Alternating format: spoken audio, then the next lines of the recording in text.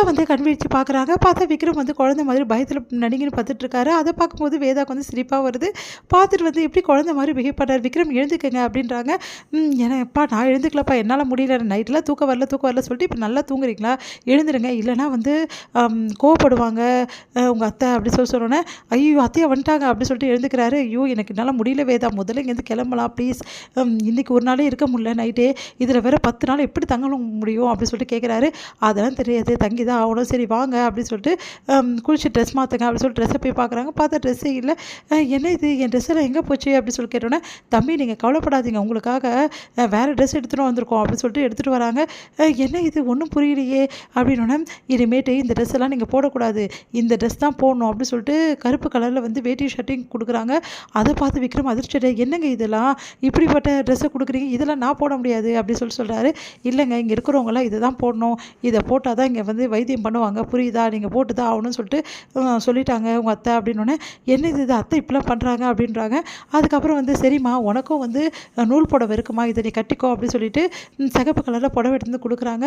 இதுக்கப்புறம் இந்த மாதிரி ட்ரெஸ் எல்லாம் பண்ணக்கூடாது, இந்த மாதிரி ட்ரெஸ் தான் பண்ணணும்னு கொடுக்குறாங்க. வேறு வழி இல்லாமல் வந்து வேதாவும் சரி ஓகேன்னு சொல்லிட்டு கட்டிக்கிறாங்க. விக்ரம் வந்து ஐயோ என்ன இது ட்ரெஸ்ஸு, இந்த மாதிரி ட்ரெஸ்லாம் நான் போட்டதே இல்லை அப்படின்னு சொல்லிட்டு ரொம்ப டென்ஷன் ஆகிறாரு.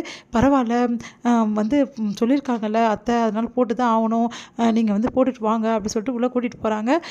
சரி ஓகேன்னு சொல்லிட்டு 2 பேர் ட்ரெஸ் பண்ணிட்டு, என்ன ட்ரெஸ் பண்ணியாச்சா, இப்போ பாரு எவ்வளோ நல்லா இருக்கீங்கன்னு சொல்லிட்டு இந்த ஊருக்காரங்க மாதிரியே மாறிட்டீங்க அப்படின்னோடனே, அத்தை ஏன் அத்தை இப்படிலாம் பண்ணுறீங்க அப்படின்னு சொல்லிட்டு விக்ரம் வந்து டென்ஷன் ஆகிறாரு. இங்கே பாரு, இந்த ஊர் பழக்கப்படி இந்த ஊரில் என்ன பண்ணுறாங்களோ அதை தான் உங்களை நான் பண்ண சொல்லியிருக்கேன், மற்றபடி ஒன்றும் இல்லை, ட்ரெஸ்ஸில் என்னப்பா இருக்குது, இன்னும் ஒரு 10 நாள், அதுக்கப்புறம் நீங்கள் உங்கள் ட்ரெஸ்ஸை நீங்கள் போட்டுக்க போகிறீங்க அப்படி சொல்கிறாங்க. ஐயோ அத்தை ஏன் அத்தை இப்படி பண்ணுறீங்க, இங்கே எதுவுமே கிடைக்கல செய்யலை, எனக்கு ரொம்ப புலம்பிகிட்டே இருக்காதுடா வாடா அப்படி சொல்லிட்டு கூட்டின்னு போகிறாங்க. அடுத்து வந்து சரி வேறு என்ன பண்ண போகிறீங்க, முதல்ல இந்த ஊரில் இருக்க ஆளுங்களாம் உங்களுக்கு வந்து அறிமுகப்படுத்தி வைக்கிறேன் அப்படின்னோடனே, இந்த ஊரில் ஆளுங்க இருக்கிற மாதிரியே தெரியல, இதில் அறிமுகப்படுத்துறீங்களா அப்படின்றாரு. உடனே வந்து விக்ரம் அப்படின்னோடனே, சரிங்க அத்தை அப்படி சொல்லிட்டு போகிறாங்க. பார்த்தா சின்ன சின்ன பசங்களாம் ஜாலியாக விளையாடிட்டு இருக்காங்க. அதெல்லாம் வந்து காமிக்கிறாங்க. பார்த்தியா இந்த ஊரில் எவ்வளோ பசங்க வந்து திடகாத்திரமாக இருக்காங்கன்னு சொல்லிட்டு, நம்ம ஊரில் எப்போ பார்த்தாலும் நோயும் வந்து சீக்காகவே இருப்பாங்க, இங்கே பாரு எப்படி இருக்காங்க பசங்க, எப்படி டைவ் அடிக்கிறாங்க பாரு, எப்படிலாம் வந்து பசங்க விளையாடுறாங்க பாரு அப்படி சொல்லிட்டு காட்டுறாங்க. பார்த்துட்டு ஆமாம் நல்லா தான் இருக்காங்கல்ல அப்படி சொல்லிட்டு பார்த்துட்டே வராரு. அடுத்து வந்து இந்த அங்கிளை வந்துட்டாரா புது அங்கிள்ரா அப்படின்னு சொல்லிட்டு எல்லாருமே ஓடி வந்து பார்க்குறாங்க. அடுத்து ஊருக்காரங்க எல்லாமே வந்து பார்த்துட்டே ஒருத்தராக சொல்லிகிட்டே வராங்க.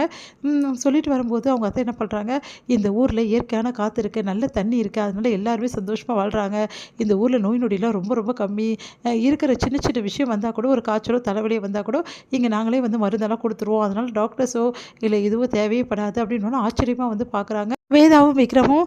அடுத்து வந்து இங்கே பார் விக்ரம், நீ இந்த ஒரு 10 நாளாக வந்து வேதாவோட புருஷனாக வந்து ஃபுல் அண்ட் ஃபுல் வந்து செய்ய வேண்டிய விஷயங்கள் நிறைய இருக்குது அப்படின்னு என்னத்தை சொல்கிறீங்க அப்படின்னு.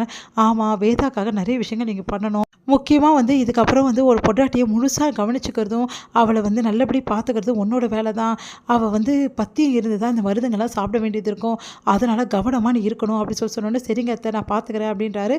அதே மாதிரி வேதாவை ரொம்ப நல்லா வந்து விக்ரம் வந்து கவனிச்சுக்கிறாரு.